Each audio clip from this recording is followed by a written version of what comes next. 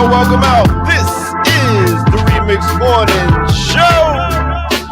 Right here on Black Liberation Media. In case you didn't know, I go by the name of the Air Doc, and we came to give you that boom bap, rock and roll, R&B, reggae, ska preference this morning. Giving it to you, not just me. We got to bring forth the lady. She goes by the name of Jackie.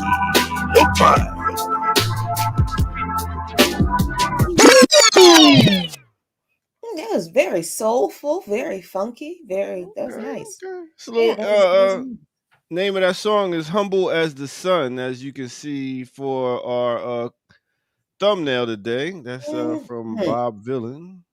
Hello, Bob. Duo.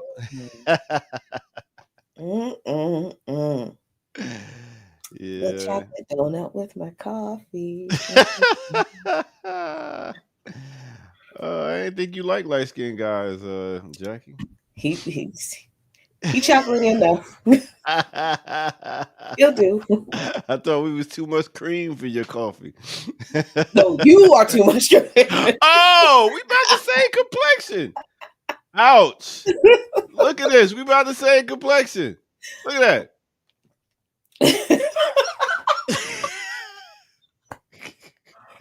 Ouch. Wow. I'm hurt. Oh boy. Sorry. I'm sorry. No, it's not personal. I've been color shamed already this morning. By my own shame. By my own comrade. You're it's right. It's just the preference. Ain't that what y'all say? Yeah, see? It's just my preference. That's what I say. As soon as I say I love me a natural head, big lip woman. God, ain't nothing matter with pushing somebody in the pool and you know what I'm saying, and not worry about their hair getting messed up.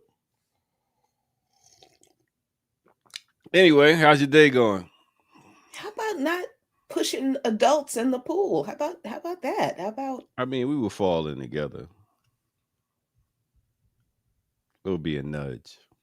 Anyway, we got Kim Brown still coming through. She had to go do some things. Mm-hmm. You know, some of them adult things. And got Kamal K. Franklin coming through also. That was a good show yesterday. Yeah. I'm amped to see Darker Than Blue coming up this Friday. Yeah, it's woo, man, this place. It's a lot. It's a lot. It is a lot. You don't run out of content, right? I mean, you kind of living in the beating heart of the empire, you do not run out of content. Mm-mm. And it's funny, I was out yesterday. I went outside. There was an event at the Cuban embassy here. And I forgot that I had, or I guess I didn't realize I had never been inside the Cuban embassy, did a bunch of, protests in front of the embassy in support of them, in defense of them, but I had never been in. So it is just beautiful, beautiful, beautiful inside. But as I'm driving from Southeast to Northwest DC, I'm looking for all these National Guard. Mm-hmm. I saw on 395 one Homeland Security police truck, like an armored vehicle. Yes, Homeland Security they have their own police force, just like every federal agency does, and they get excess military equipment from the Department of Defense too, through the 1033 program.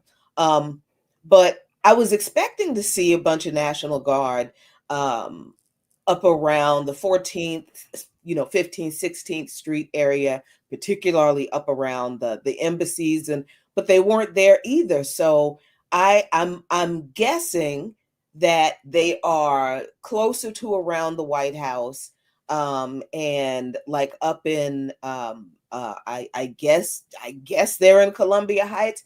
I don't know where they are, but they are somewhere in the hood. That's what I was just wondering. It got to be in the ghettos, right? Yeah, they're somewhere in the hood harassing people for, according to the video that's been circulating around, harassing Black folks who are sitting on the porch of their house smoking cigarettes. So they probably looked at that budget and see, we're not paying all these cops and all these different people. It was like, no, y'all go home. Some of y'all go home. We'll just tell them that we got them all out there. It's a very interesting situation. So now I really do have to find out where they are, because they're not where I expected them to be, I think. But then I don't expect them to be here at all, right? Like they shouldn't be here at all. But where I did not see them, at least earlier in the day yesterday, that's kind of interesting. So I don't know. We'll. How is DC's nightlife? It used to be really great. But I couldn't tell you now, because I don't even know where the bars are. I think I know where I think I know where one bar is, and I've never been there. I just happened to drive by this on the way home from work at Sputnik, and I think we were doing election coverage one night. Got out really, really late, after the election. 1-2 o'clock in the morning, I'm driving home, and there's this bar on 16th Street, nightclub rather. I'm like, oh, okay, good.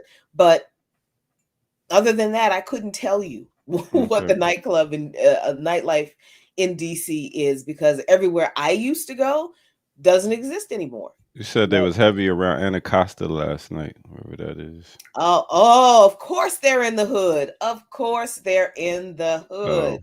Of course. Okay. Of course. Yeah. And see, I was thinking with nightlife, like down here in Atlanta, you got different pockets, so where you got a bunch of clubs and stuff, and I'm thinking that's where they would probably be on the late night. But I don't know that we used to have a really vibrant club life in DC, where you could find a lot of live music, a lot of dancing, for different kinds of music, house, techno, yeah, all that kind of stuff. These places, as far as I know, these kind of places don't exist. We don't have that kind of nightlife culture that we used to have in DC. There were bars all over the place where you could go and either hear live music or hear really good DJ, dance, drink, that kind of stuff. But those places are gone. Somebody who might know Kim Brown. Oh. Well, she hits the karaoke. She hits the karaoke scene on the late night. You know what I'm saying? Her and Erica Brown. So I was wondering. I follow vicariously the youth on social media when they are out and about in our wonderful, wonderful, vibrant city.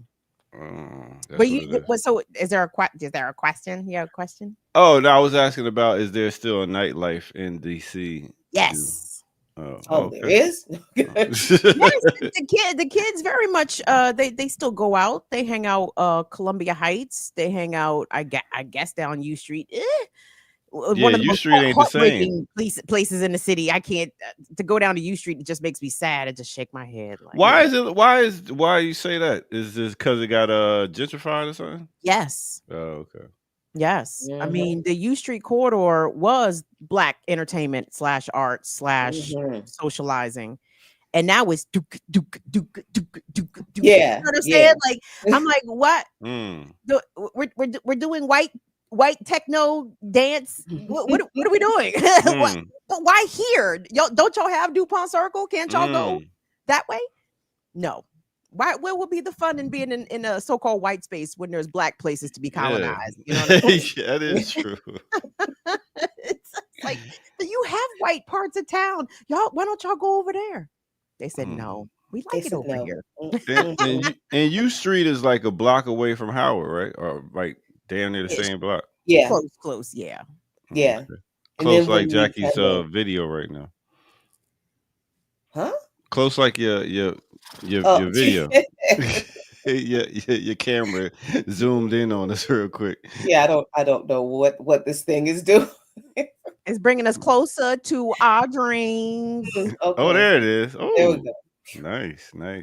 Okay. Very weird.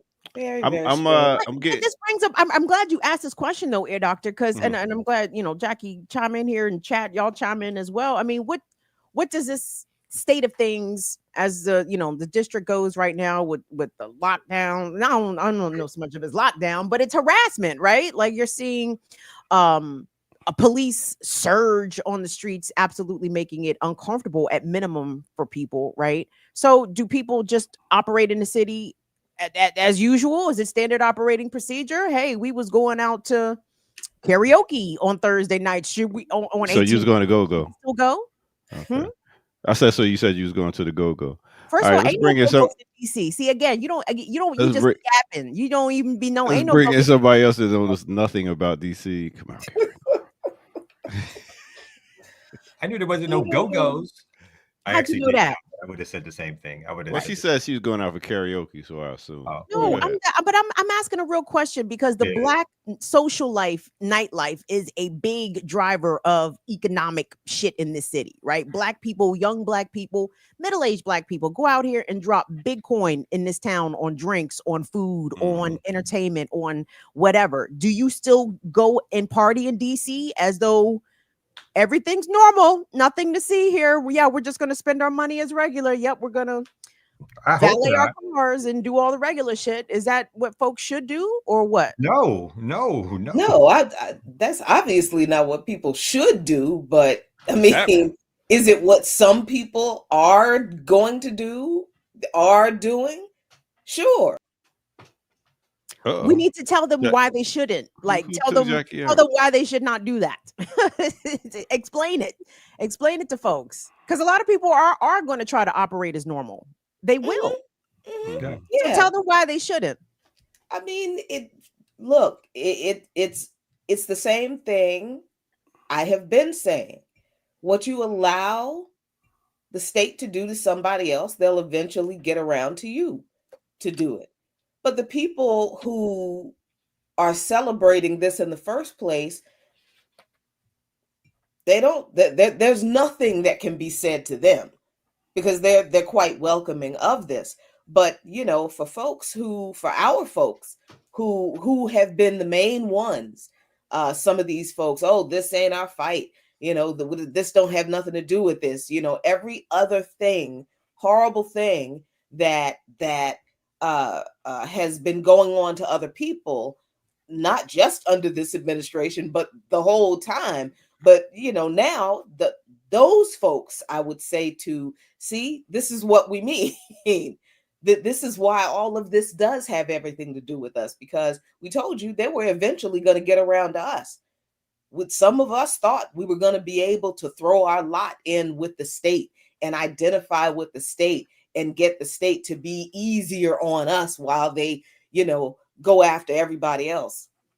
That's not how it works. So Elon says there are influencers on TikTok encouraging people to stay home. Could this be something that could allow the businesses to go at the government and be like, yo, you making us lose money. People are staying home.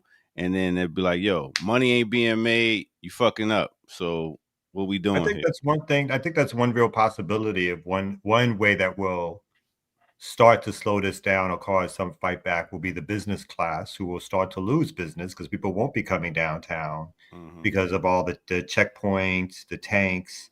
There's starting to be some crowds, at least some social media, of people protesting and warning people, don't go here because you're going to run into a checkpoint, right? Yeah. And I think that's all. I think that's good. But I also think the job, again, of organizers, of people who are seeing what's happening, is not strictly to encourage people to stay home, but every new incident is a new opportunity to get people to push back and to fight back.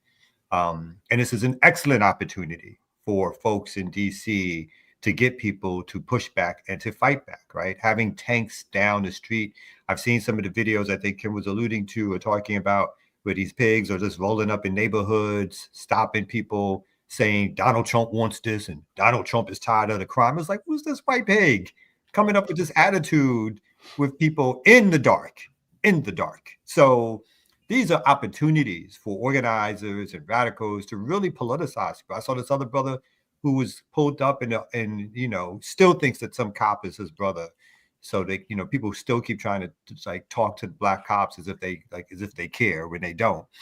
But these are opportunities for organizations and organizers to get out and show what this is and what's developing, right? And why we need to push back and fight back. It's not like it's going to be easy, but getting people to come out and protest the checkpoints. I think the best thing to do, one of the best mass attempts to do, is to go to the checkpoints and get people to do what they've been doing, but do it in a more organized fashion. So I don't, who knows how people will react. A lot of people will stay home. There'll be people who will try to live their regular lives. But this is a time for intervention, I think, particularly from organizers and radicals on how people can be politicized through this moment. And some people are doing that. Some liberal organizers, I see more of them, particularly in the social media spaces. But I think it is up to radical organizers to get out there and to try to impress upon people of what this is, what this comes from, the complicity of the Democrats involved in this. But the idea of like fascism hitting the streets is not fantasy. It's real, right? And these demonstrations of the probing mechanisms of what the Trump administration is doing is showing people in real time some of the capabilities of what America has been and is like and can become again, right? So I think these are really important times for folks, not just to it's not like a wait and see moment for organizers, right? So if they come to your city, it's an opportunity to be active. So yeah. I don't We'll think be talking about that later. The economics impact of it, I don't think that's going to actually change any of the policies, because if you look at the policies of this administration so far, with all the visa restrictions and the tariffs, etc., tourism in the United States is down. Like so far through August, I think the U.S. tourism industry has lost $13 billion.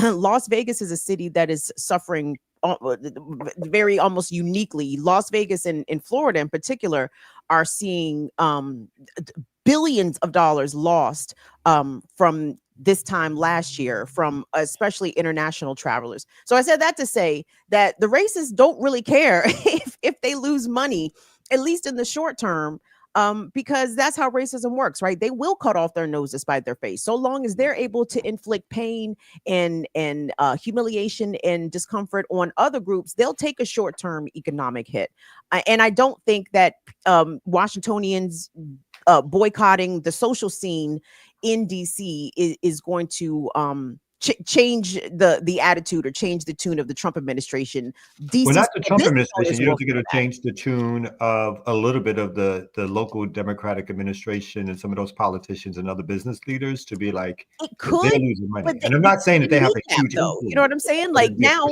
they ain't got no power. So even if they don't like it, what they gonna do about it?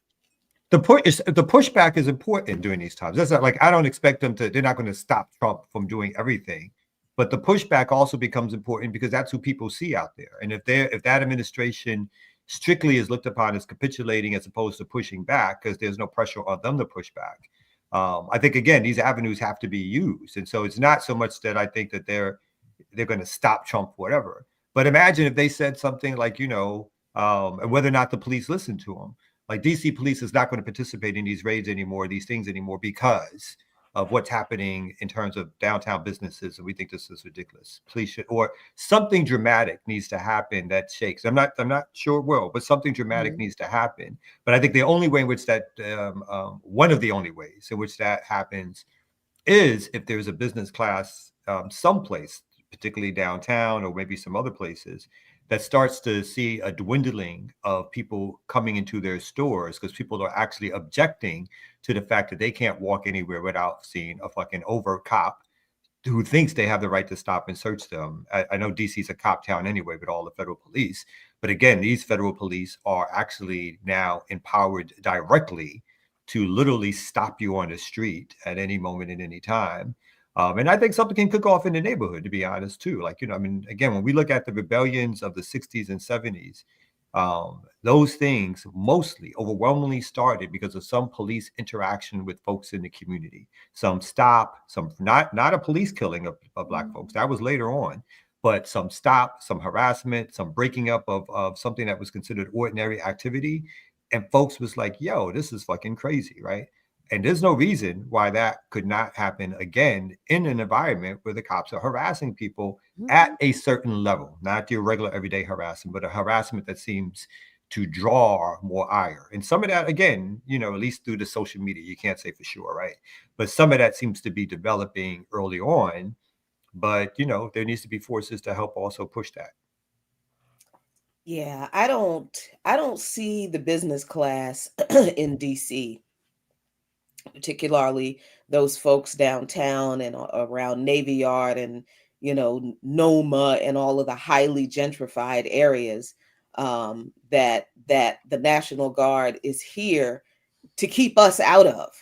That is, they are here to keep us on the reservation, away from the nice white people in who are running and who want to come to DC from Maryland and Virginia, and the nice white tourists and that kind of thing.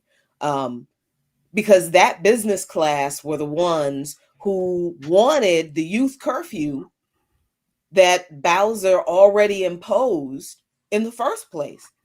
They're the ones who wanted it. So they're the ones who are pretty much celebrating up to this point.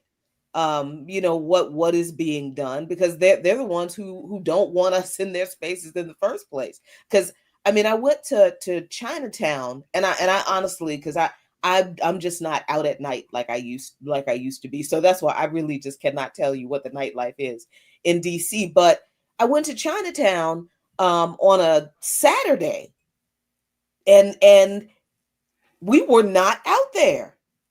And we used to be, and it was a surreal kind of landscape. But those business owners were not complaining.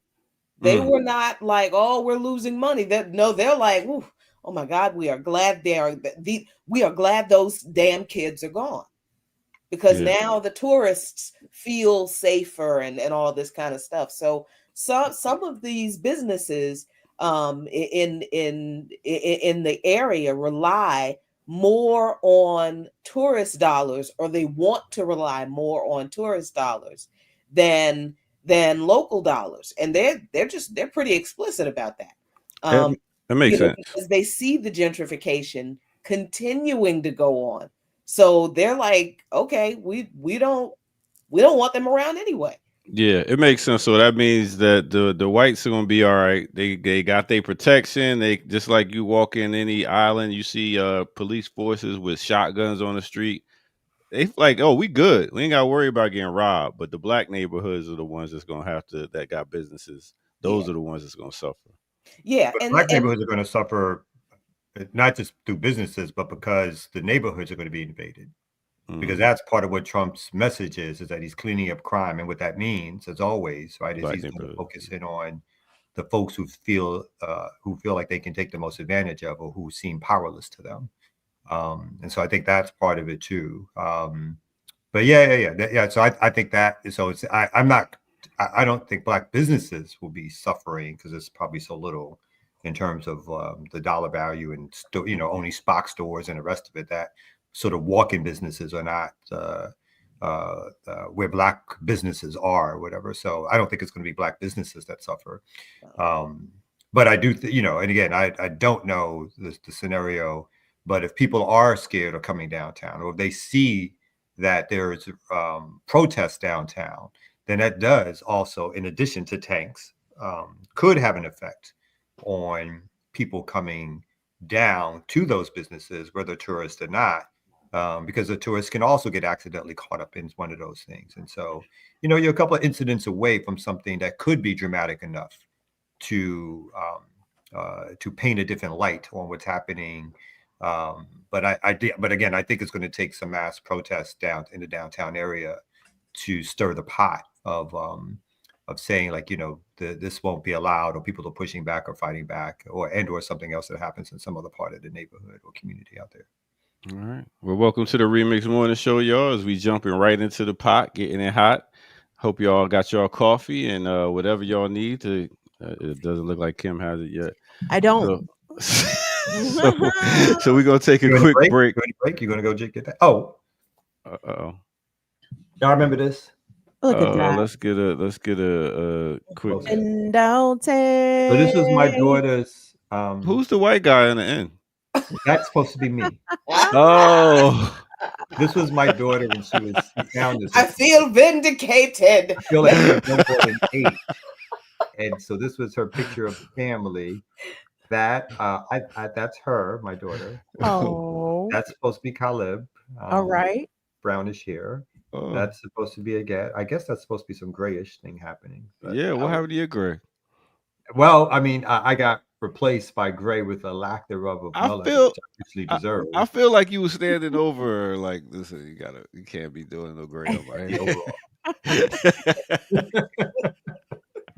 That's nice, beautiful. Oh, since we're talking about my daughter, Kamaria, big up. She just made it into the National Honor Society. Hey. So listen, right. I'm getting closer and closer to not having to pay for college. Thank y'all.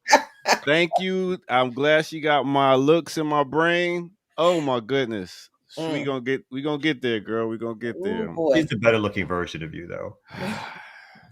I ain't gonna say you wrong.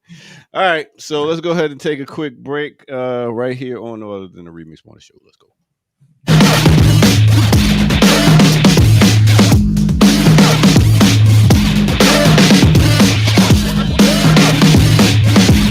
Ooh, all that racket. Welcome out, y'all. This is the Remix Morning Show. Thank y'all for tuning in. Hit that like button. Subscribe if you're new to the channel. Go to patreon.com. Become a member over there. Get footage that's rare. And yes, where can you go to donate? You can go to blkliberationmedia.org. Let me put that at the bottom of the screen in case you haven't seen. Yes, blkliberationmedia.org.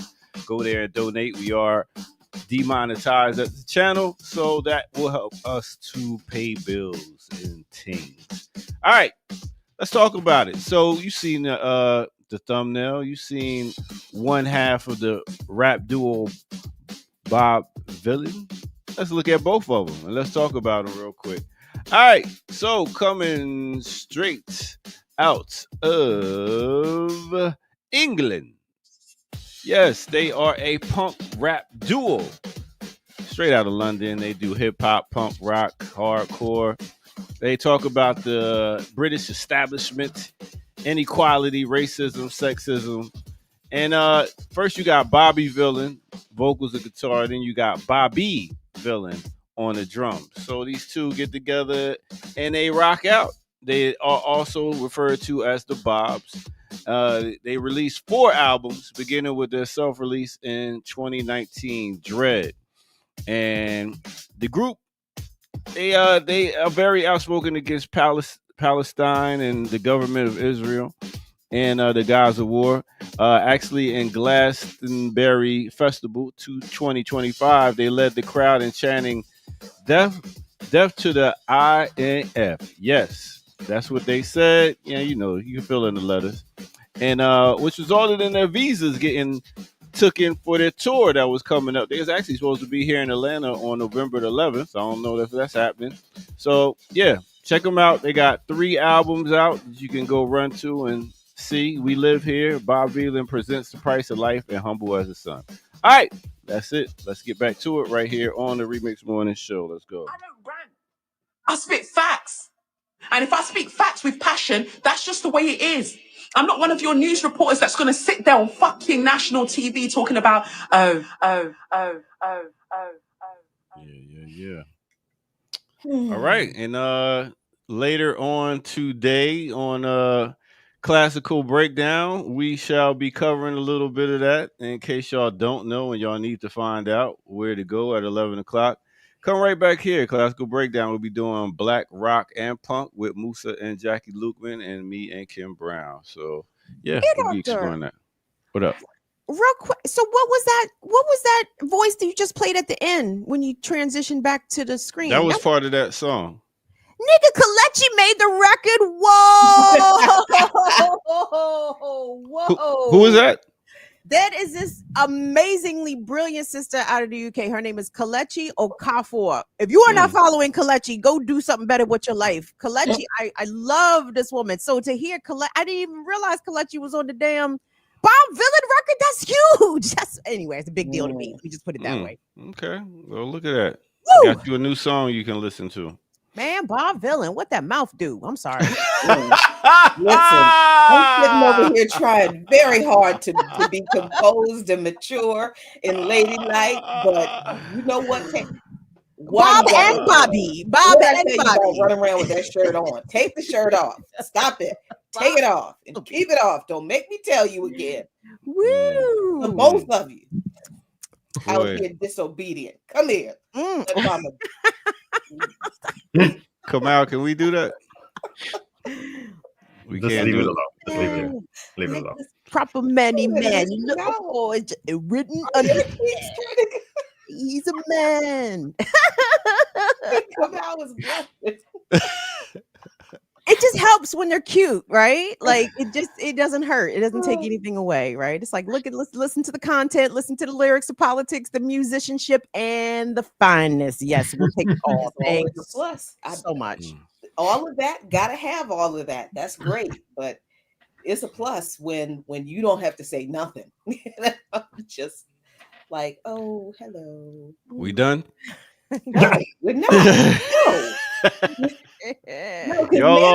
Y'all all moist over there, tapping your you're sweating all over the place. Wait, what moist you talking about? I'm talking about they sweating and stuff. I tell you, your minds, boy, your minds be going there. I will continue to say Humble like the sun. That's how I feel, man. I don't deal with humbleness. So it's called humility, but we'll take it. But so do this though. I love Humble Like the Sun. Black man, Kamal K. Franklin. I want you to turn on Humble Like the Sun when you get off the air today, because it's an uplifted anthem for Black men. You know what I'm saying? And y'all need that shit. Say the name one more time. Humble as the Sun. Is it Humble Like the Sun or Humble as the Sun? As the Sun. Yeah. You got you humble. And what's the name of the group? Bob Villain, VYLAN. And is that CeeLo singing on that hook? Knock upon us? It's not. Okay. Sounds like CeeLo. I think it's a person called Cherb. Okay.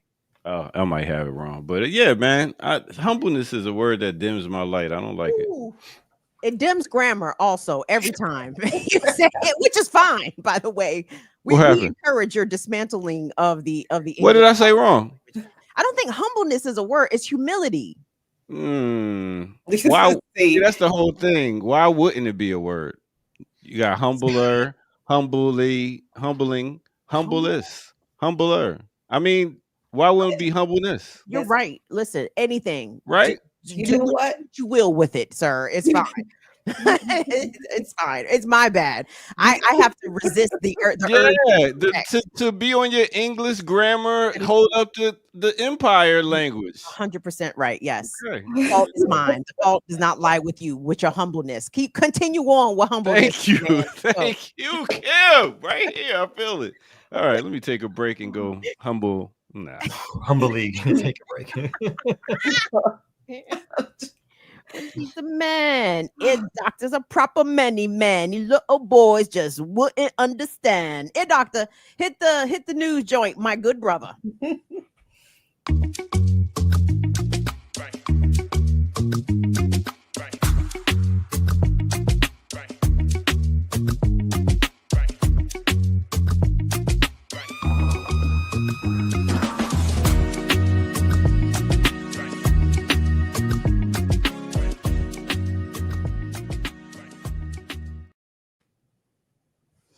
what's going on, everybody? Good morning. Welcome to the Thursday edition of the Remix Morning Show.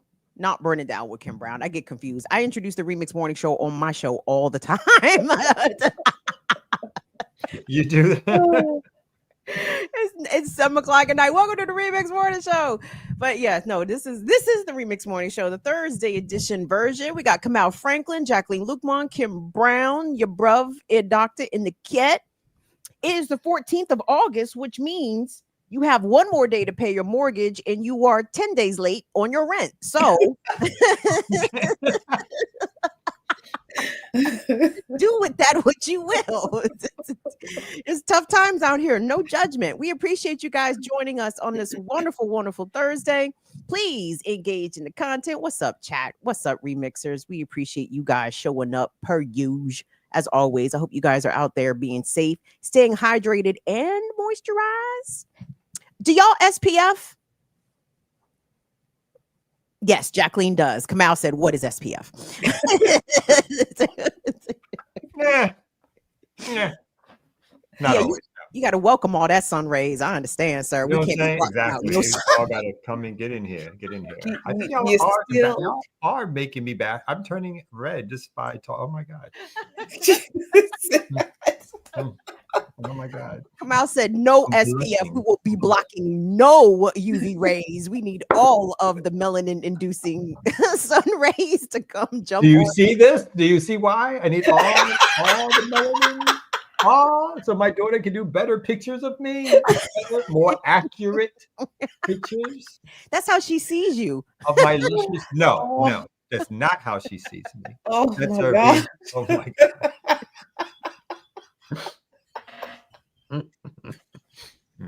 I'm a little darker than that. In real life, I'm a little darker. Oh boy. Sweet people who are darker than beige. A little darker than beige. More caramelish in life. In real Yeah, life. yeah. You still tan. You still tan with the SPF. You do. You You still do? Okay, maybe. you still tan. Yeah. You just don't get the UV rays. You look like just Red don't get Man right now.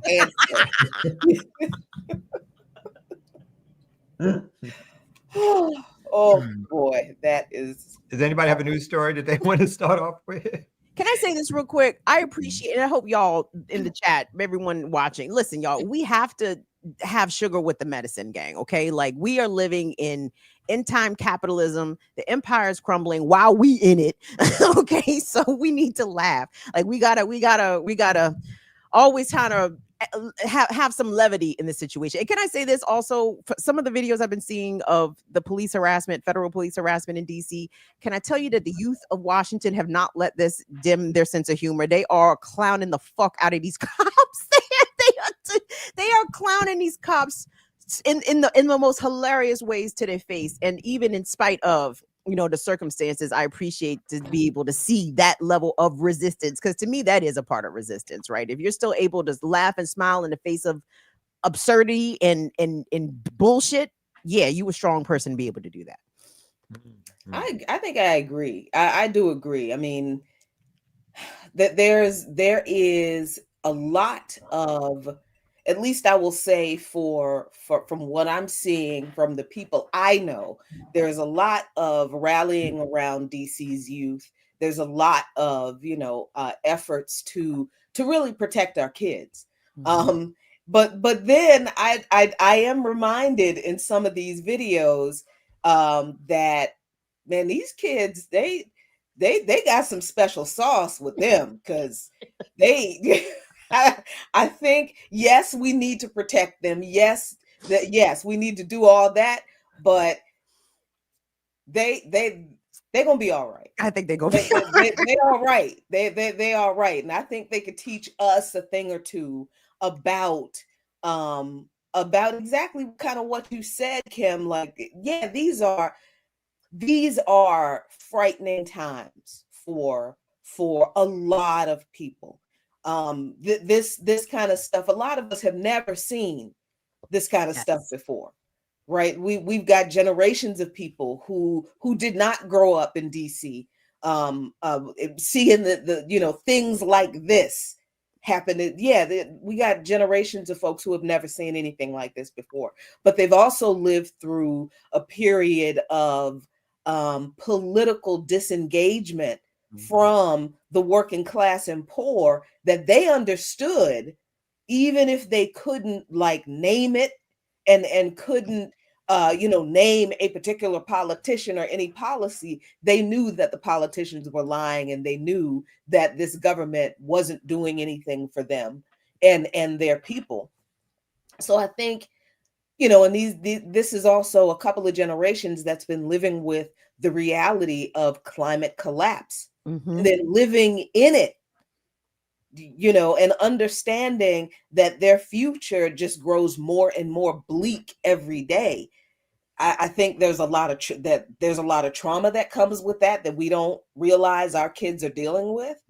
But there's also, I think, and I'm gonna get kind of spiritual, mystical. But I think this is genetic for us. I think this is where the epigenetics of all kinds of experiences do come in, because trauma can be passed epigenetically, but resilience can too. I'm convinced of that. And I'm convinced that when I watch these kids confronted with a level of repression that they had probably not experienced on that level, like, being rousted by MPD is one thing. Being rousted by the fucking FBI police, that's a different, but their response is like, oh, okay, yeah, thanks, go, bye. And then it's just them living their life, really staking their claim in how they are going to hold their space. I think that's kind of how I see it. It's like, all right, you're here, but never forget this is ours. And I think they express that in a way that a lot of us older folks don't appreciate. But I see that they've already lived through so much that we did not really pay attention, that they were dealing with stuff that we left undone. And they are doing the best they can to survive through this, and their sense of humor in it is really is funny as hell. But it also lets me know that they're resilient, and we need to protect them, but we can learn from them too. Let me ask, like, this initial siege, or whatever, is going to be 30 days to start, right? Assuming that Congress doesn't extend the federalized takeover of DC. School is about to start here real soon, and I'm just very concerned about these kids walking in groups, as they should, to and from school, to their after school activities and such. And what are they going to encounter with these pigs out here harassing them, papers please, and all that shit? Like, how do parents in the community prepare these children for this, right? Because this 30-day period is going to fall right over the start of school for city kids. Yeah, that is really a great question, and it was something I was thinking about over the past couple of days. Like, when I realized, oh wait, school is about to start, and what does that mean for students who are going to have to deal with this crap while they're going to school? Well, this is where one of the things that Abdus told me that he did back up in Camden, back in the day, was that he organized the parents who didn't work or who worked later shifts to in the neighborhood he lived in. I forget what where particularly where it was, but they would get together and walk the kids to school and be there to pick them up. And that is what they did. The whole neighborhood of parents who were available in the morning would go to walk the kids to school, and the parents who were available in the evening would be there to make sure the kids got to their neighborhood safely. And it was wonderful. The kids loved it. The teachers loved it. Schools loved it. Who didn't love it? The pigs. And they stopped it. So that is something that I think, if we're serious about protecting our kids now, I'm pretty sure high school kids are going to be like, I don't need nobody walking us home. But we can absolutely be a presence to make sure that our children are safe, that they are unabused, not harassed while they're walking to school. We don't have to escort them, but we can be a presence. Mm-hmm.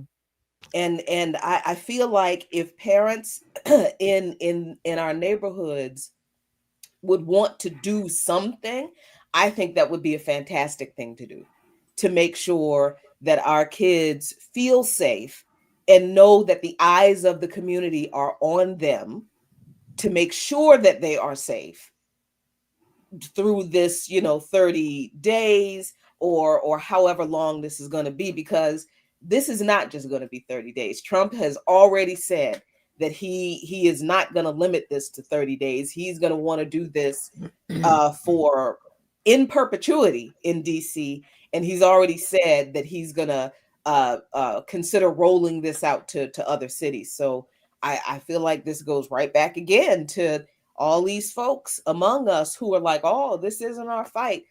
It's our fight now. Quick question. Paul Smith says the reason why Trump is sending in National Guards is to distract from his difficulty with pressure of Epstein files. Could it be both, or? Yes, absolutely. Both yes. And all of the above. 100%. And this has always been a plan, because he was talking about this foolishness in his first administration, but he's doing everything he can to avoid dealing with the Epstein files. So both and everything. And this is also something that he has always wanted to do. Mm-hmm.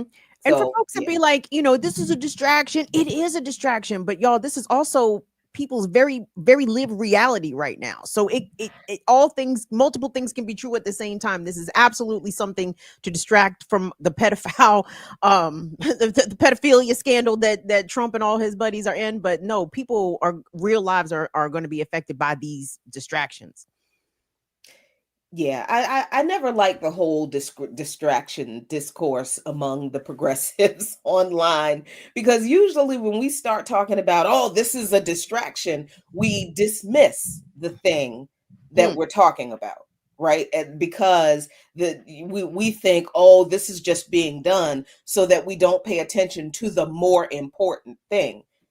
This is why I've always had a problem with this, distraction discourse. This is not something that he decided to do because he's in trouble with the Epstein files. It wasn't like, oh, I know, let me send in a no. This is taking over DC and basically, keeping the small pocket of Black folks who are left, particularly working class and poor Black folks who are left, in as small of a part of the city as possible, so that the whites can have the rest of the city. That's been something that these folks have been trying to do. I mean, ever since Black folks started coming into DC, they've had lots of help from Black mayors. So much help. I'm looking at you, Adrian Fenty. Who's my other guy? Washington. Not the original Washington, but maybe him too. But who was the guy? The tall Anthony Williams. Anthony Williams. Yep. Anthony Williams, Adrian Fenty, and what was the woman's name? Sharon Pratt. Yes, Sharon Pratt Kelly. Them three. Yep. And now Muriel Bowser. Look at the light skins leading the district astray. Marbury, melanated out here, a real one. Look at the light skins hastening the gentrification. But y'all, Trump is nothing but a distraction. The firing of the Bureau of Labor Statistics person, a distraction. The eliminating of the vaccine, the blah, a distraction. Like, this is his whole nigga's MO. Is distract, but also run roughshod over. Mm-hmm. Yeah, I mean, it is definitely I don't know. I don't know what else to say about it other than like, okay, so now it really is coming down your street. Now what are you going to do? Now what? You know, all of this, whatever excuse people wanted to use not to get organized, not to pay any attention to these things, not to whatever. Okay, now it's in your neighborhood. Now it's fitting to literally come down your street. Now what are you going to do? Well, talk to us about what's happening tonight. Is there something happening tonight? Yes, and that is what our interview is at 9 Well, o'clock. then let me simmer down. That's a tease, King. That's a tease, kids, in broadcast parlance. That's what you call a tease. So we got a few minutes. Brother Light Skin Kamal, what do you have to say? Do you have a story here, or you just want to sit there and be cute and be fine? No, y'all were going good. I don't think I had anything to add. I was in total agreement. I have to go at 9 for a meeting, but I do have a quick story. Yes. That I wanted to bring up, and I might be able to come back actually. But so this is not on the same topic, but it's just struck me as both sad and amusing. Says man follows Chat GPT's advice and poisons himself. When in doubt, don't ask Chat GPT for health advice. So apparently, a man trying to cut out salt from his diet learned the hard way that Chat GPT isn't to be trusted with medical advice after the open AI chat box toxic suggestions landed him in the hospital. It says, as described in a newspaper published in the Annals of Internal Medicine, a 60-year-old man ended up coming down with an all but defunct condition known as Brahmism after Chat GPT suggested he replace sodium chloride with which is better known as table salt, with sodium bromide, a substance used in pesticides, pool and hot tub cleaners, and as a canine anti-convalescent. After the patient's bromide incident, psychosis abated, and he explained to his doctors that Chat GPT advised him when he asked for a good alternative to sodium and that this could be an effective substitute. Though sodium bromide and its analogs are now regulated and widely considered toxic, the same wasn't true during the 19th and 20th century.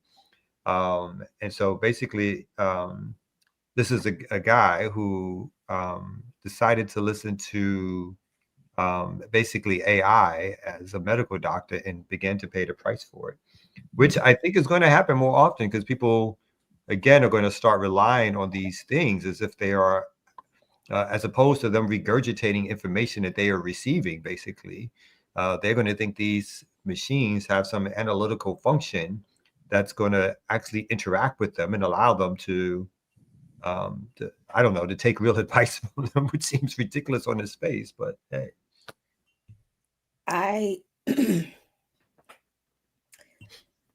If we ever wondered about how bad the education system in this country has always had just this, you got people in this country having relationships with Chat GPT. Oh, that's right. Yes. Getting family advice from Chat GPT, because didn't Chat GPT tell somebody to kill his family or to kill himself? Oh wow! I don't know. I mean, you got AI that spews Nazi propaganda because it was created by Nazis. I mean, and people having Chat GPT write emails, papers, professors having it grade papers. You get and we are surprised that this nation full of idiots is that this should surprise no one. The master race isn't. They're not. We're gonna have people graduating with degrees of being doctors that handed in chat GTPS papers and stuff like that. And they're gonna have whole degrees and they're gonna be like, all right, it's time for you to operate. Damn, let me check. That's But like then the robot will do the operation. But real quick, y'all, I mean, just in case folks didn't know this, these AI models, the chat GPT and what's the other shit called? I don't even know. But regardless, y'all, they are not bound by HIPAA laws. So if you are inputting your personal health information, if you are asking, I know some people ask the AI stuff to do psychological analysis on them and give them a psych evaluation, and it's like, don't do that because all of that shit is easily subpoenaable.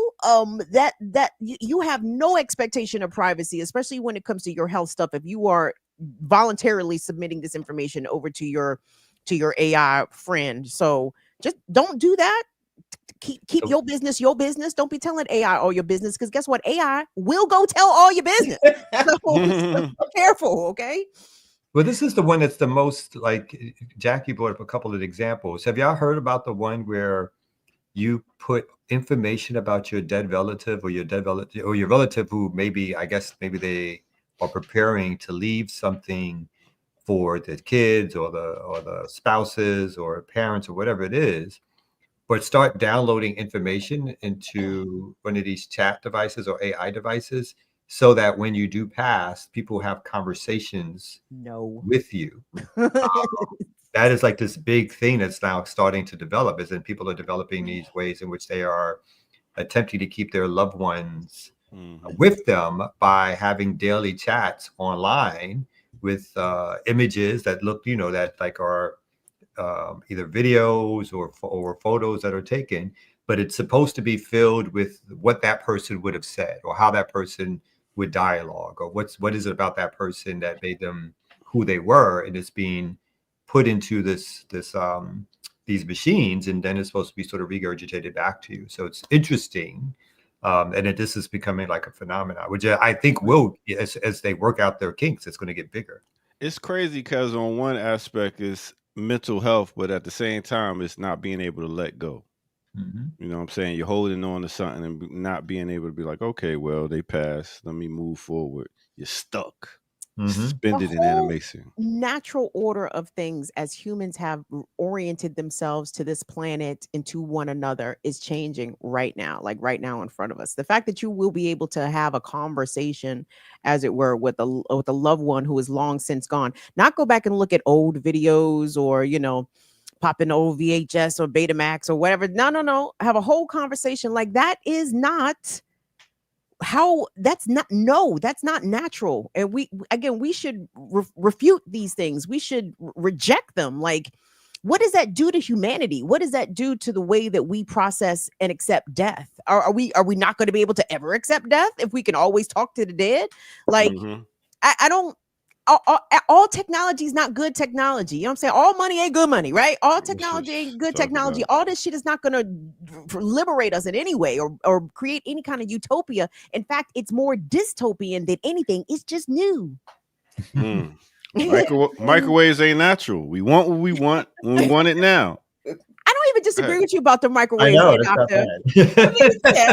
But I also think the reliance from what we experience in this country, because I'm not entirely convinced that it's the same everywhere else, with the same kind of relationship with AI and these kinds of things in other places. But I just look at the way that we exist in this society. We are not community focused. We are not a connected society of people. We're very individualistic. And everything is commodified. We don't see the inherent worth of people and animals and planet and plant life existing and deserving to exist, because everything has to have a value.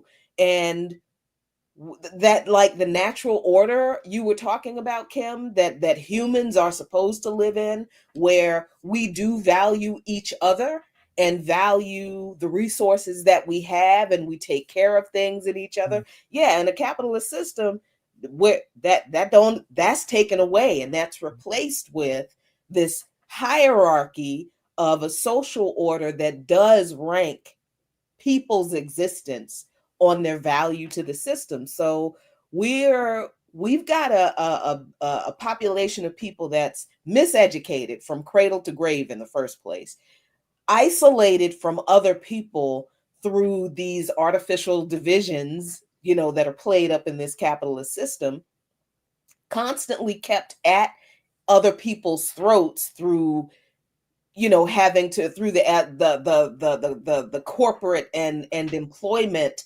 system, and all of the different kind of exploitation that we all have to live through different kinds of ways.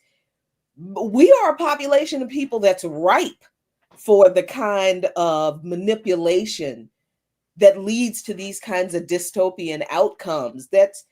We're perfect for AI to come and take us over. All right. Well, we got company coming through, so we got to clean up, and I know Kamau got to step out. And so let's go ahead and take a break, and then we got a guest, as we said. So let's make sure everything is tidy right here on the Remix One Show.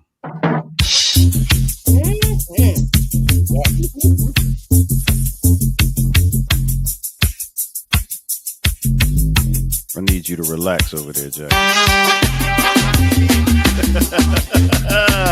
Remix on the remix. All the girls, all the girls, all the girls, all the girls, all the girls, all the girls, all the girls see her. Look at his kicks, look at his car. All I say is, look, mommy, I'm no good, I'm so hood. Clap with your soldier, sober. That leave after it's over, killer. I'm not your companion or your man stand. You're hippie when you want to get rammed in. I be scrambling with locks and mobsters, shot for lobsters, cops and robbers. Listen, every block is block. But she like the way I diddy bop. You peep that? Make on Maury kicks plus Chanel ski hat. She want the, so I give her the. Now she screaming out. All right. Let me take you to a time and place. Let me take you back to 1990 with the man them called Junior Reed. Name of that song is One Blood off the album One Blood.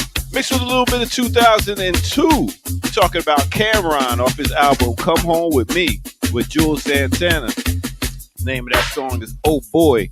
Oh boy, hit that like button. Subscribe if you're new to the channel. Go to patreon.com. Become a member over there and get footage that is rare. Yes, donate at where? blkliberationmedia.org, as you have seen at the bottom of the screen. All right, that said, let's go ahead and get back to it right here on no other than the Remix Morning Show. Would I come from firehouse or you come from Tower Hill? One blood, one blood, one blood.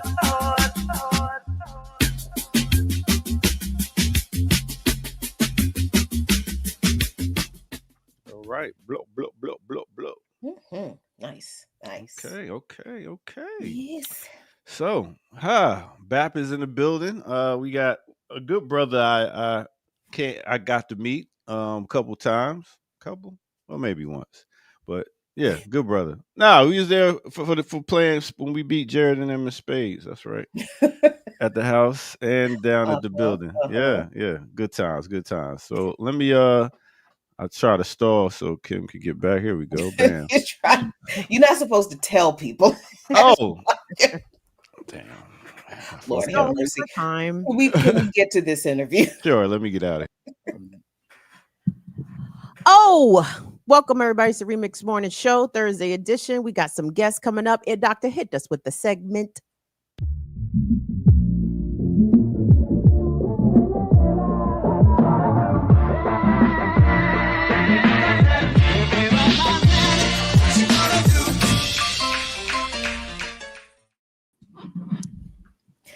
Peace, everybody. Thank you so much for hanging out with us here on the Remix Morning Show. I am Jackie Lukeman. That is Kim Brown, and we are joined by Neta Freeman. Hey. Sorry. Organizer with Pan-African Community Action, which is a member organization of the Black Alliance for Peace Netfa, thanks so much for joining us this morning. Thank you for having me and us. So what is going on? We've been talking about this for a few days here. It is the reality that has now fully realized on the streets of DC. What is going on in DC with the federalization, I guess, of the police and the deployment of not just National Guard, but what are they? FBI police, FBI Homeland agents, Security. What is Secret going Service. I just saw last night the Secret Service cops harassing people in the hood around that Rhode Island Avenue, right off of Rhode Island Avenue.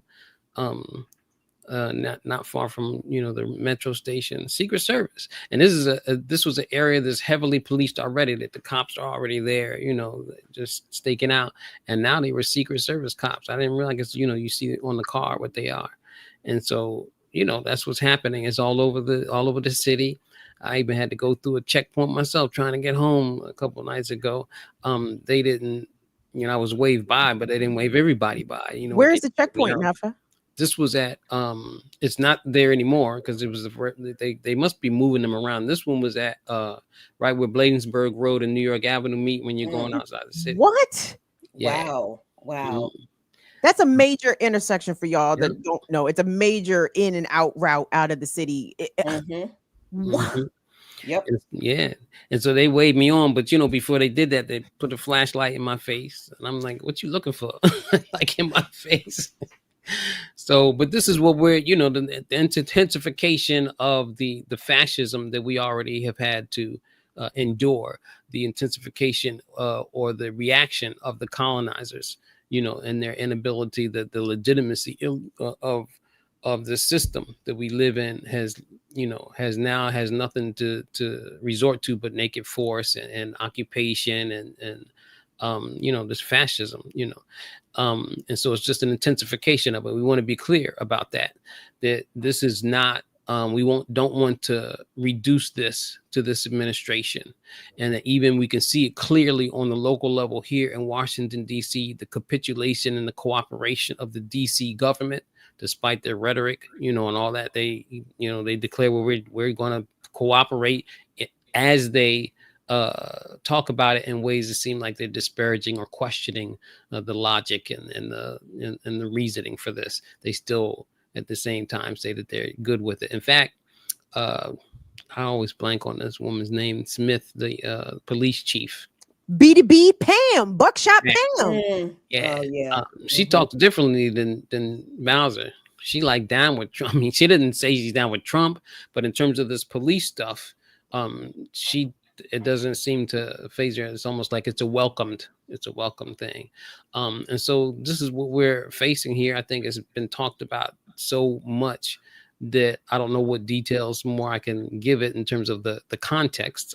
Maybe if you have questions about it, but I think this is a time for us, and because we're not, this is not a time for surrender or shrinking violence. In fact, some of us have been in this struggle for a while and trying to encourage and bringing other forces together. And we talk about the fact that this is a settler colonial system. We are a colonized people in this system. So this is an extension of Western Europe, the pan-European capitalist patriarchy. That's what the United States is. It identifies as with the U.S., EU, NATO axis, and that the conditions that we're facing here are not tantamount. That's not the wrong word. That's the wrong word. They're an extension of the imperialism that the global South is facing around the world. We are a pocket of the global South. I mean, I'm just not talking about DC. I'm talking about our people around this country, our pocket of the global South within the bowels of the settler colonial system in the state. And so what we're facing now is the waning hegemony that the United States and the Western powers are facing around the world. We're actually directly now reaping the repercussions of their response to it, because it's right here too. The inefficiency of the system, the criminal economic neglect that we face in our communities with healthcare, with jobs, with everything. And so instead of doing and we're going to be clear, this is not about any kind of crime. We always, we've heard the statistics about the fact that crime is, if it was about that, crime with the illogic of the crime rates having gone down in DC, but yet this is supposed to be, it's not even about that, Mm-hmm. and we want to be careful with that logic, because before even Trump, the DC government was, implementing crime bills, implementing, the fair evasion stuff, all this crackdown on our people, the African working class or any kind of working class people and our youth in this city. And if we are not careful with this narrative that says, well, the statistics say that crime is going down, then we might be legitimizing these moves that they were doing. This policing and this occupation, whatnot, because that's been their answer. So they're going to take credit for that based on these kind of policies that they're leveling. And we're not, we know that the ebb and flow of these, these rates, these conditions of crime, so really petty crime, because the real criminals, they wipe out your country, They on K Street. I was about to say the real criminals on K White Street. House, in the White House, in the Pennsylvania Pentagon. Avenue. Exactly. They're on Wall Street. Those are the real criminals, right? And so what we're dealing with is something different. But we don't want to give any legitimacy to this narrative that anything that they've done is legitimate, is sound, is reasonable, it's reasonable, and that they're only concerned with the petty crime, but they're not concerned with our people or any people. They're not concerned with humanity at all. So this is a time for us to stand up. That's what I came here for. We're speaking for, and I don't know if you got it. I sent Jackie, you and Ear Doctor, the images of like a couple images of hoping we can display. They're the flyer for tonight. We got an action tonight. This is not a time. They want people to go and shrink and stay home and whatnot. Well, this should be a multifaceted, protracted struggle. There's room for all kind of tactics to make sure that what they're doing is, makes them uncomfortable. But when we say, we talk about staying home, maybe if we're doing a boycott or something like that, but that don't mean staying out the street. They want us to stay out the street. Nah, we going in the street. We going in the street, and we want to go in there in full numbers. Anybody, and this is tonight. We're talking about something that tonight. And there has been mobilizations in the city already, but this one, we're trying to bring that flavor of the revolutionaries that are against colonization and imperialism and capitalism.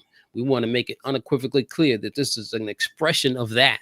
It's not some misguided, policy to fight crime like the city governments and the other people will say it is. And we also want to make it clear, and we're not trying to disparage and throw any shade of the people of those of us who may advocate for DC statehood and whatever benefits that can bring, but this ain't about that. And the systems in the repression, political and economic repression we face is not going to be solved with that. Just got to make it plain. And so the only thing that's going to solve our situation is self-determination and decolonization, eradicating capitalism. It's a disease that has to be eradicated. And so tonight at 6:00, we're going to be gathering outside in Franklin Square Park. That's at 13. There's the image, 1332 I Street. It's the metro station is Farragut West. Farragut, is it Farragut? McPherson Square. Oh, McPherson Square. I think. And so that's the station there. And we want, as you can see, there's a number of organizations calling for this. It's not just PACA.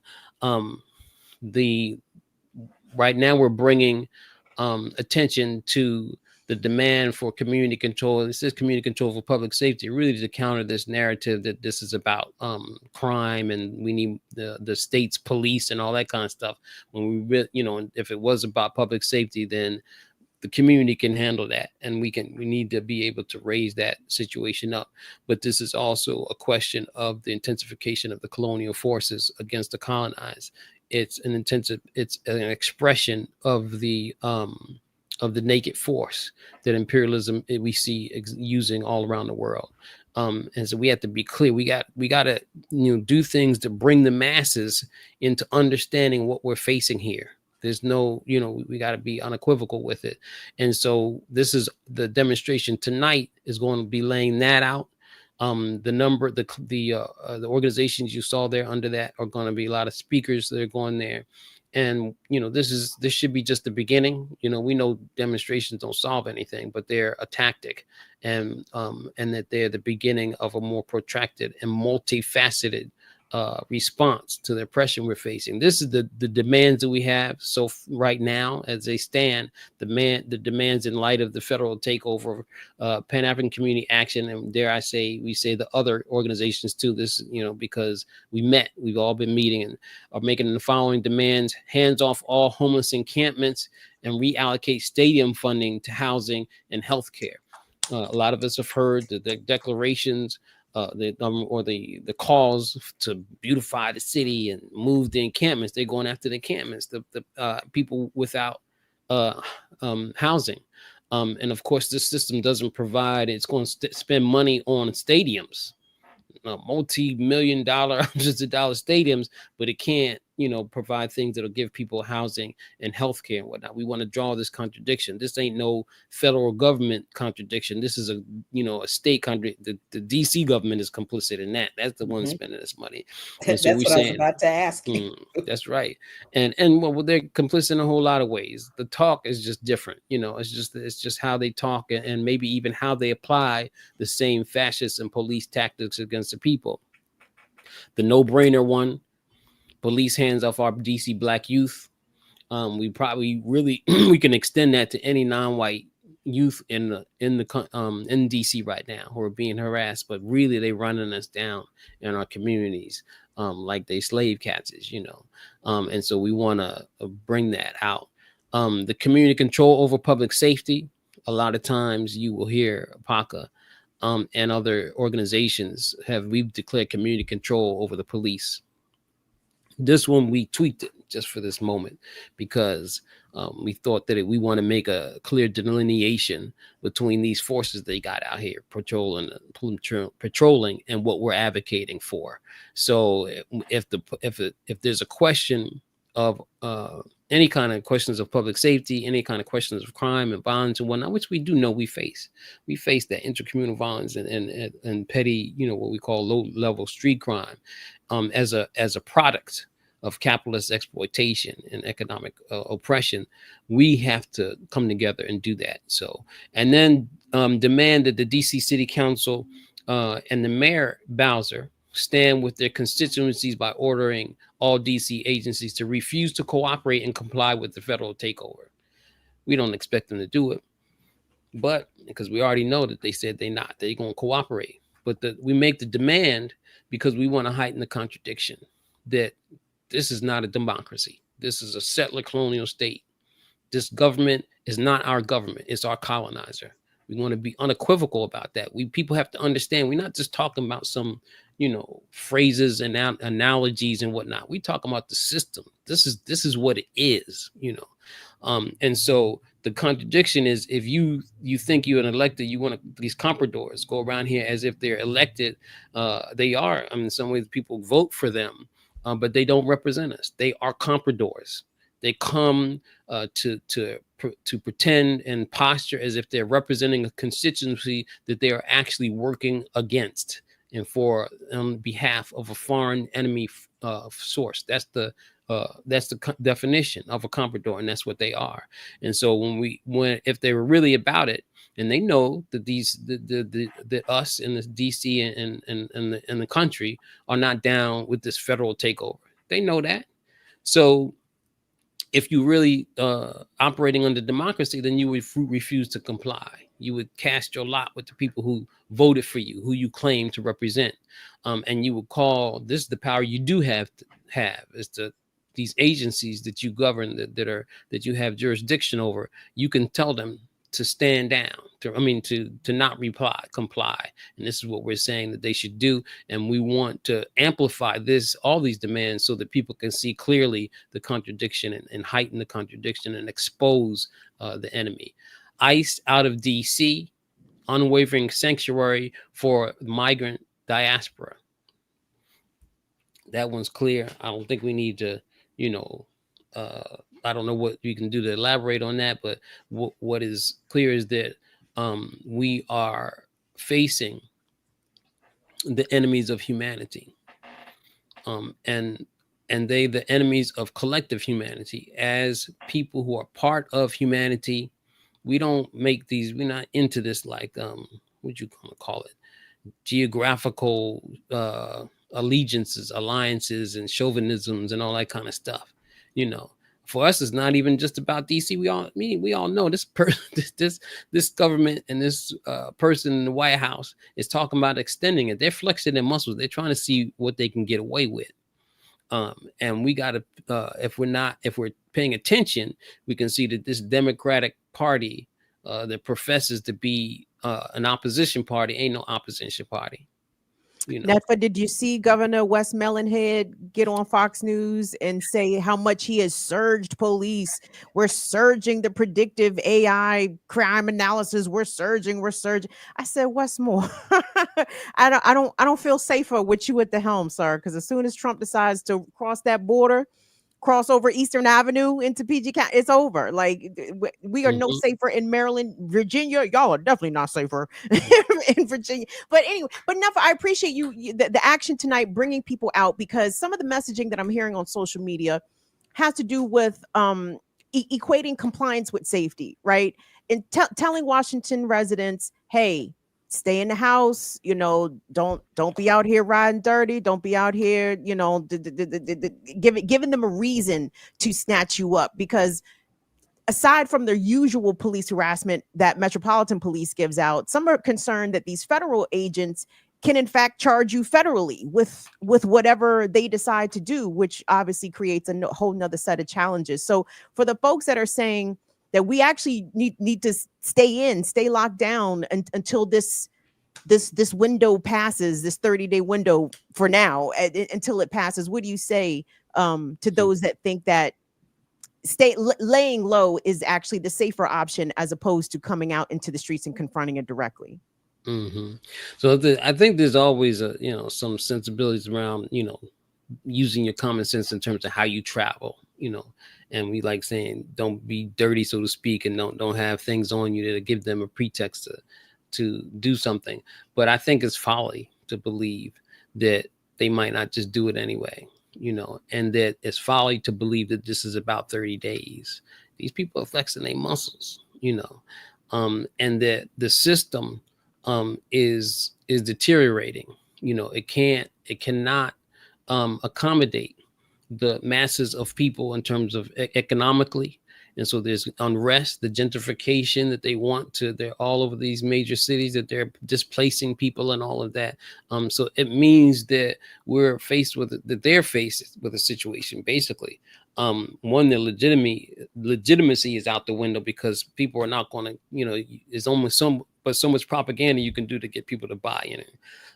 And so what we are facing is what I remember Glenn Ford, I don't know if he coined the term, but it was the race to the bottom, and that what they're doing. And so we can't surrender. I'm staying off the streets. I don't know, if it means not doing actions and stuff like this, because they can pop you for something, you out here and you got some weed or whatever and all that, but it can also pop you for standing up. So we got to be bold.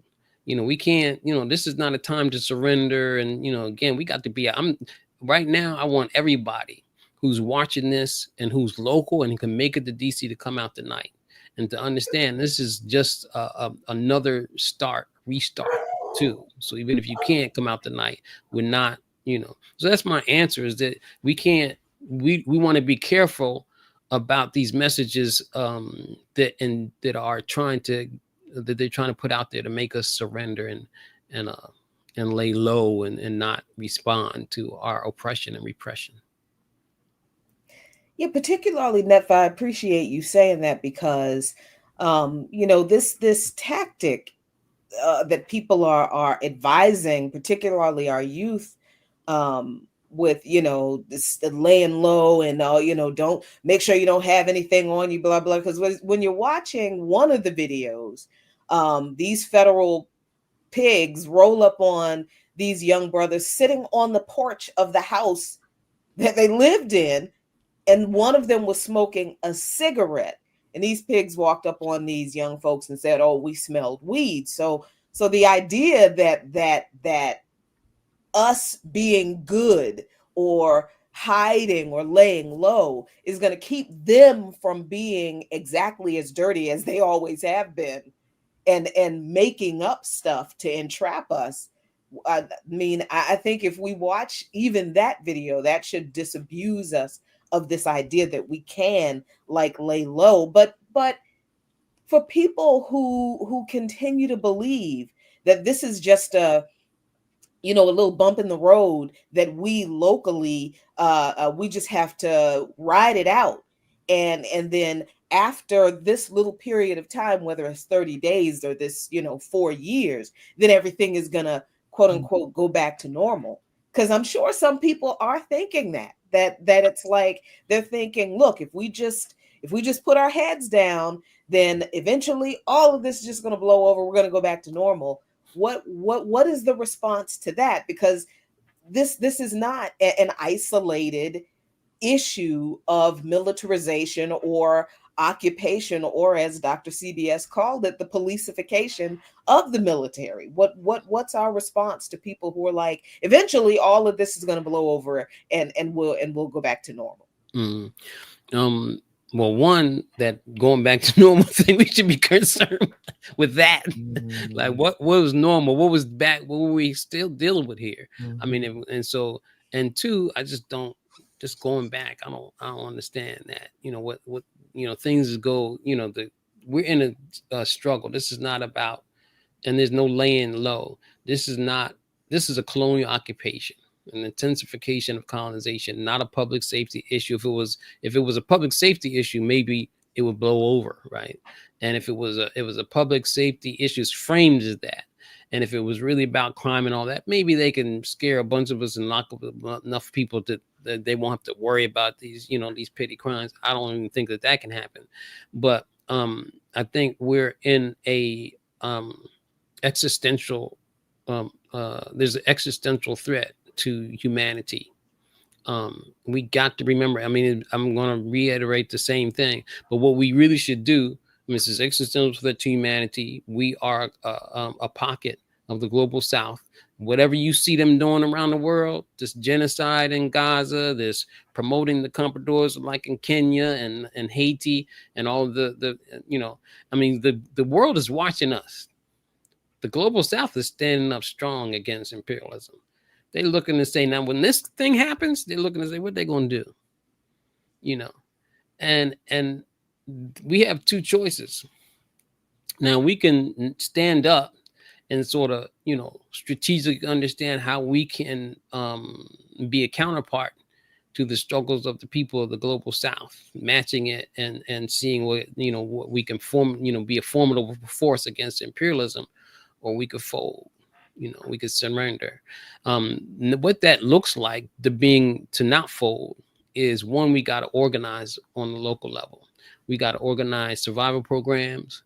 We got to organize autonomous, you know, places where we can make decisions and you know, survival programs, meaning like we got to deal with our healthcare, our education, something independent of the state, of the ruling class institutions. That doesn't mean we shouldn't be trying to get our resources and whatnot wherever we can get them from, but we have to do all this stuff. We have to prepare, and that we also have to expose the enemy and be kind of pushing back now. And so that's what that means. That's, we should not be rolling over, and that we should also be trying to link up what we do with what the people are doing around the world. When I say link up, because it's more than just acknowledging the similarity, not even similarities, the synonymous nature of it. It's actually creating relationships and transcontinental projects and programs and that kind of thing. People are looking, and so they're not just looking, they're waiting. The global South been waiting for people in the United States, those of us to get our stuff together in a minute, for a long time now, ever since the World Social Forums began.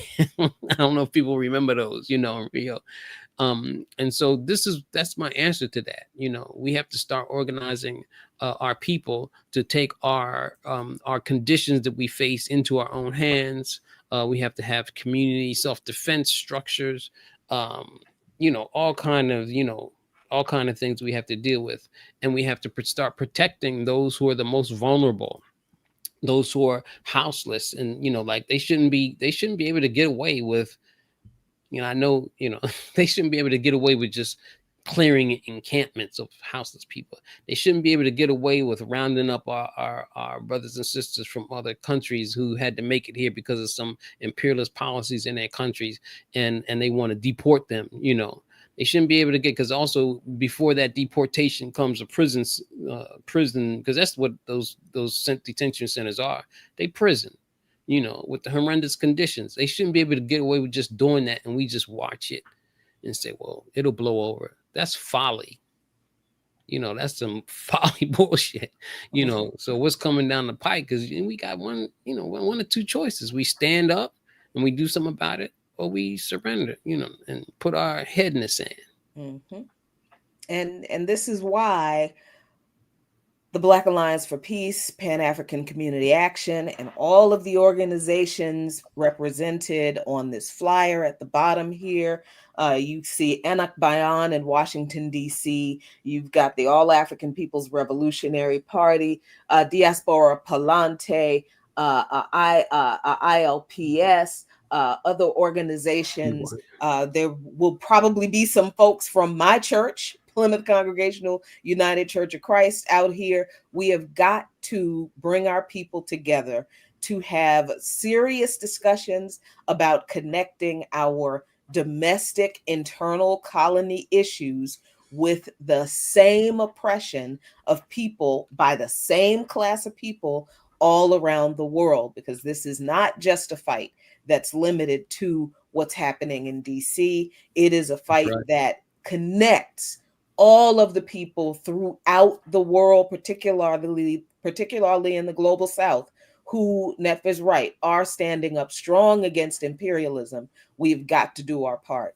And this is us doing our part. So if you're in the DC, Maryland, Virginia area, come out tonight.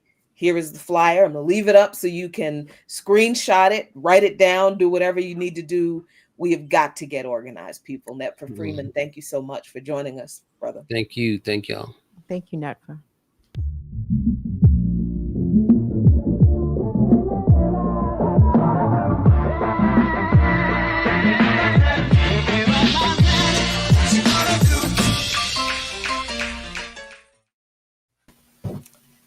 All right. We outside. We in the streets. It is Thursday, the 14th, August, Black August at that. And that's the work. That's the work. That's part of the work. I mean, I know that there's a lot of confusion about organization, what organization is and what leads us to revolution. And I think, I know there's confusion about that because we don't know our history. We don't know the history of people's struggle. We don't know the history of international solidarity among the people that we always talk about inspire us. Like, I don't understand how anybody can talk about how they respect and follow and love Malcolm X so much, but then they don't think that we should be internationalist in our analysis, in our collaboration, our coalition, and in our politics. I don't get that. All of our revolutionary ancestors, all of them connected the struggle for liberation of Africans in this part of the diaspora to the struggle for liberation of Africans throughout the entire diaspora and every other group of people who have been impacted by Western imperialism.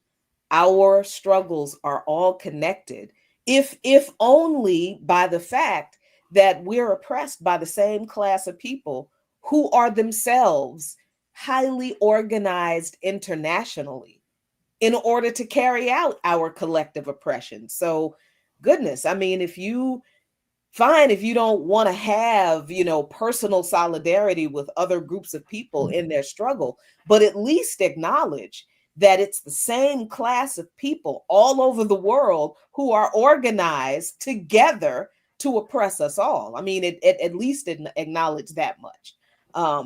Because if you can't do that, then honestly, you're not really engaged in a real struggle against the actual enemy. And I think the more these conditions are heightened for us locally, the more this war comes home down our streets. Unfortunately, that's the only thing that's going to get a lot of us to see that. All right, organize and rise. That's it. Let's take a quick break, and I believe we got enough time for another story or two. Right here. Yeah, I believe. Let's take a break right here on the Remix Morning Show. Let's go.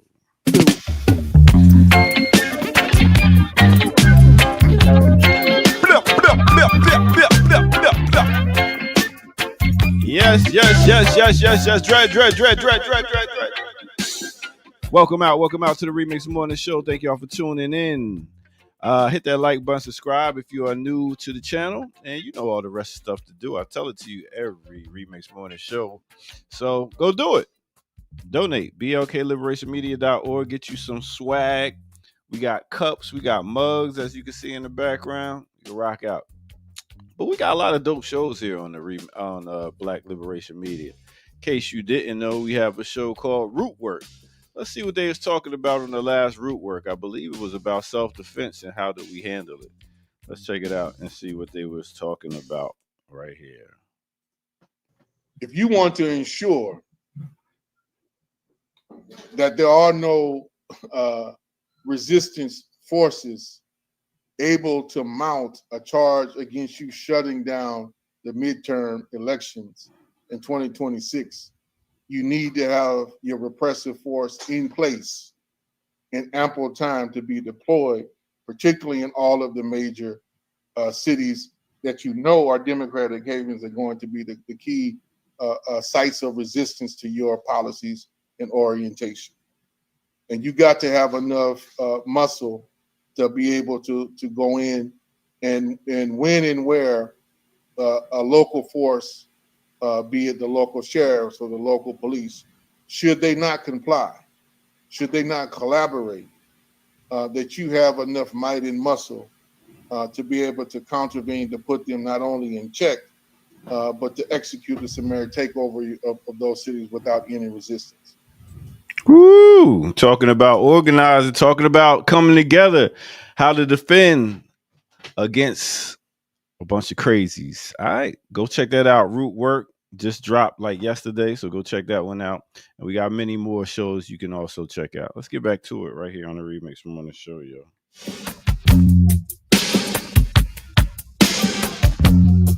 Nancy lay a damn straight on me say no, no. Me tell you this, your lyrics you are mine, and me say ten. Go then, go then, go then. Sister Nancy. Yes, Dredrin. All I and I, sister and brethren. Let's reason with the dread. Yeah, big up to all my Rastafarian friends that always love to reason with me, dread. And I thought I did bad accents. Oh my god, you're crazy. That was good. I was at the Naya Bingies. All Rastafarians know what it is. Sit around and spark up. Big bonfire in the middle, playing some tunes, singing Bob Marley and Peter Tosh and Ting. Oh my god. Listen, as ear beautiful. doctor accents go, I feel like his Caribbean's accent is actually not bad. It's pretty good. Better than his Asian accent. I would rather hear the Caribbean Yeah, accent. Where your chop boat good point. daughter? Good point. Fair point. Yeah. Oh, y'all gonna make Okay. gonna make me pull it out. Don't do it. No. Don't do it. No. Stick Oh, to the Caribbean. Stick to the rivers and the lakes that you used to. That's Oh. okay. Okay. You don't no, do it. no, No. language. Oh, No.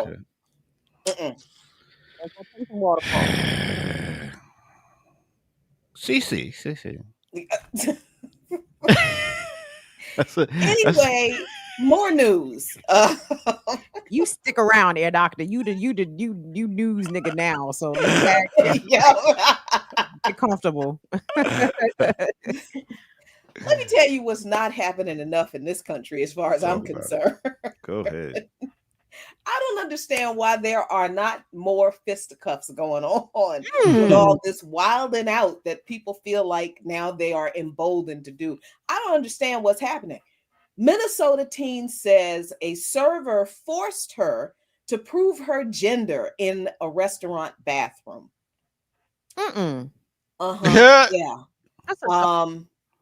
A Minnesota teenager filed a charge of discrimination against a Buffalo Wild Wings restaurant Tuesday. Buffalo Wild Wings. This wasn't even like Ruth's Chris or like Morton's or some high, 5-star Michelin type of Buffalo Wild Wings. Way wild. Alleging a server followed her into the women's restroom and demanded she prove she was a girl. Garrica Murda, who was 18, went to dinner in April with a friend in Owatonna, about an hour south of Minneapolis. When she went to the restroom, a server followed her inside and banged on the stall door while saying, "This is a women's restroom. The man needs to get out of here," according to Gender Justice, a Minnesota gender equality organization that filed a charge on Mudra's behalf. And this is Garrica Mudra. Is Garrica a bio woman or a trans woman? It doesn't matter. It looks like a regular woman. It doesn't matter, but I'm curious. And here's the answer to your question. Mudra, a biracial lesbian who is not transgender, said that she has been in similar situations before when people have suggested she's in the wrong restroom, but when she tells them she's a woman, they leave her alone. However, when she came out of the stall at Buffalo Wild Wings and told the server, "I'm a lady," she said the server responded, "You have to get out now," Gender Justice said in a statement. Mudra said she felt she had to prove to the server that she's a woman, so she unzipped her hoodie to show she had breasts. Oh my God. The server didn't say anything in response, but left the restroom. Mudra said, "She made me feel very uncomfortable. After that, I just don't like going into public bathrooms. I just hold it in. I want to be able to use the bathroom in peace." You know what? Create your own peace. Thank you, because I was fitting to say something that was going to probably get us yanked all the way. Create your own peace. Let me tell you something. Nobody has a right to me personally. I have no issue with trans women in women's bathrooms. Okay, and especially in this situation, this individual was not a trans woman, but still, if the server had to bang on the door, clearly means the door was closed, right? Like, this is not a trans woman standing at the urinal. You understand? Like, no, this is someone using the facilities with the restroom door closed. They had no right to go in and demand proof of gender. And it's like, where does this end? We got to start producing labia pictures. Like, what are we talking about here? And Which is why, I'm sorry, go ahead. No, I was going to say, and it's not even like it's the restaurant doing this, is an employee. Like, I was going to say, don't go places you're not welcome, but I'm sure Wild Wings welcomes everybody. It's just an employee that's wilding out. Which is like, on the very serious, obvious discrimination, transphobia issue. This is why transphobia affects all of us. This is how transphobia affects all of us, particularly some of us. Black women. Because they always claim that we don't look womanly enough. We don't look, we're not feminine looking enough. And it shouldn't have mattered if this young woman was lesbian, shouldn't have mattered if she was transgender, shouldn't have mattered. What's going on in my drawers and under my clothes ain't none of your business. And all I want to do is pee. Right. That's all we all want to do is pee. We just want to pee in peace. So this individual person's hatred of trans people affects a non-trans person, and this is how this shows up, because it's almost always us. It's almost always Black women of any gender expression who get the most intense scrutiny for not being womanly enough. We are not women because we look like apes. We're too big. We're too manly. Our shoulders are too broad. And I've gotten that before. Like, because people don't understand basic anatomy. When you got big old boobs, yeah, your shoulders are broader. Something's got to carry those things. But this is all the excuses they make to say that Black women are not women. That we don't, we're not, they don't look at us in the same way as they look. White women are the standard for womanhood, for femininity, for beauty. So Black women will always be the target for everything that's not womanly, including anti-trans hatred. So that's how this shows up. Exactly. So for our transphobic and homophobic members of our community, these are your daughters that are going to have their drawers checked. I need you to understand that this had nothing to do with, I don't agree with the lifestyle. I don't do the LGABCDQ3. Yeah. We get all that. But when it comes to this kind of shit, they're going to be trying to check your child's drawers, your daughter. There are men posted up at restrooms insisting that girls and women clear it with them, that they are actually, in fact, girls and women to go use the bathroom. There are states in which coaches are going to be allowed to check your daughter's genitals because of transphobia. So understand that. So regardless of how people think about, I don't agree, your daughter in particular is going to be impacted by this. Yeah, straight up discrimination. That's like if you go to a restaurant as a guy. It's violation, ear doctor. Imagine me asking you to pull out your dick so you can go piss. Like, let me see it so you can go pee. Let me see it. A rando, a stranger, a nobody. Right. I'm just gonna roll up in the men's bathroom. Like, now what would your response be, ear doctor, if some random woman? I would turn around and piss on her. I'd be like, see, and look, it's a little bit easier for y'all to do that. Look, I'm saying, I needed somebody else to say what the appropriate response to this kind of random assault and harassment is, because that's what this is. This woman following this sister into the bathroom talking about you need to leave. No, you're not. I don't feel pressured to show you nothing but these hands. What is the age of this woman? Did the article reveal her age? And not to say that she was a teenager, right? Teenager. The woman, the young woman who was assaulted. Yes. Yeah, 18. So this is the thing, y'all. I feel as though, and this is just my perception, I may have this wrong, but I feel like younger generations are a little, they're not as apt to speak up for themselves. And I think it has to do with, obviously, especially in the Black community, we're conditioned to defer to adults, right? Adults are an authority figure, right? Or if the adult says X or it says Y. But my point is this.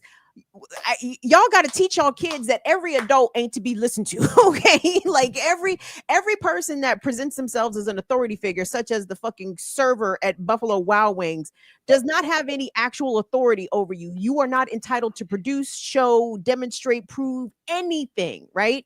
And I feel like kids are taught to be compliant, right? You want to obey the adults, obey, but this ain't the safety time for that, because adults be on some bullshit, and you got to tell your kids that, because every adult that's making a request of you, no matter how authoritative they ask it or demand it or compel you, no, you do not have to comply. You can say no. You can leave. You don't have to deal with that level of treatment, harassment, or disrespect, even if it is coming from adult, even if you are a child or a teenager. Yeah, I'm not so sure that now this is in Minnesota. I don't know about these Minnesota millennial children's, but 18 might be Gen Z. They might be Gen Z, Gen Alpha, or whatever they are. But I don't see that kind of stuff happening in over here, right? I don't see nobody rolling up on nobody in a bathroom at TGI Fridays, or what's the place? Applebee's or Buffalo Wild Wings in the DMV area. I don't see that happening with none of the youths out this piece. That's a different news story. Yeah. I can see somebody going up into a restaurant and ordering like top shelf liquor and maybe a $50, $100 steak, and they'd be like, excuse me, can we take a look at your card, your credit card or cash, and make sure that you have it enough to pay for it? No. Huh? That must be some Atlanta shit. They don't do that around here, sir. I'm just saying, can't they? That's a way to start discriminating, right? Like, you could just look at somebody and be like, you know what? I don't think you got enough money to afford this. I don't think you're a woman. I don't think you're a man. And these will be the employees that make these judgments.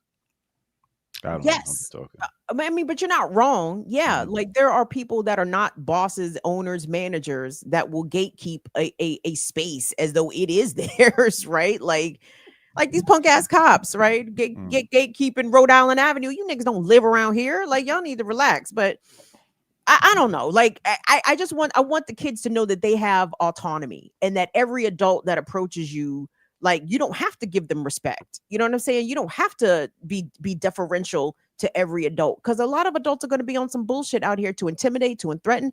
I wish I knew that as a fucking teenager. I wish I knew that all adults out here did not have to be obeyed and or listened to, because you probably would have saved yourself a lot of headache. But no, anyway, that's just a non-parental observation for the parents. No, yeah, I don't know. We don't know how old the server is. That's the key. I mean, I just don't. You're gonna have to arrest me for another reason. I'm just saying. Okay, you want to make a big deal about me being the wrong gender? Okay, follow me into the bathroom and see what happens. I'm gonna be arrested for another reason. That's gonna be another news story. This news story should not have been this person went into the bathroom and then was followed by a server and felt like they had to expose themselves to know that this story should have been different. This story should have been, customer at Buffalo Wild Wings who was arrested for wild out. Customer Wild Wings wild out. That they wanted to fuck around and find out about being the gender police in the bathroom. That's fucked up. I think this is a moment for all of us to be very clear about how much of this bullshit we're going to keep tolerating. And the double-edged sword is, if they would have wild out, then the police would have came down, and then what would have happened? I mean, you know what I mean? If this is the way y'all want it to be, okay, it's gonna be like this then. Yeah, they would have took the employee side, like, really. So I mean, well, actually, the company has not responded to media inquiries because this wasn't the company. Franchise. But then I'm not sure that they fired the person. I don't know. It's like, see, it's too much relying on the system to do something. Nope. We gonna handle this right now. That's what we fitting to do. All right, ladies. Well, we made it through another week of the Remix Morning Show. We'll be back tomorrow at 8. We will be, us three and Musa will be back here at 11 o'clock. I'm up here looking at these songs being sent, and I'm like, Okay. See. No, I'm intrigued because the No, thing you're is, I haven't even listened to him yet. I'm still See. making sure I get all the music together. So this is gonna be fun for me, you, and everybody that's coming through to check it out. Okay. So what you got coming up on Darker Than Blue and Burn It Down, Kim Brown? What you got coming up besides that? Yeah, DTB is this Friday at 5:00. I hope this is the last week of the summer pledge drive. Yes, I think this is the last week of the summer pledge drive, and I am going to tell a bit more about growing up in DC under National Guard occupation during the late 80s, early 90s, and kind of finding out, oh, the pigs don't protect and serve. Okay. Huh. Yeah. Okay. What about you, Kimmy? Nigga call me Kenneth. Kenneth, what doth thou have? Art thou having Kenneth Cole. Yes. What, Jackie? My mama contributed to your pledge drive on last Friday. Oh, thank you. She, from Laurel. You got a contribution from Laurel. That was mama. Okay. Oh, I'm gonna shout her out. Thank you so much. That's so Nice. Wonderful. She listens every Friday, so yes, she's you. Thank you. PF. Brother Jamil, when is your what day does Brother Jamil's show come on? Monday? Monday. I forget what time.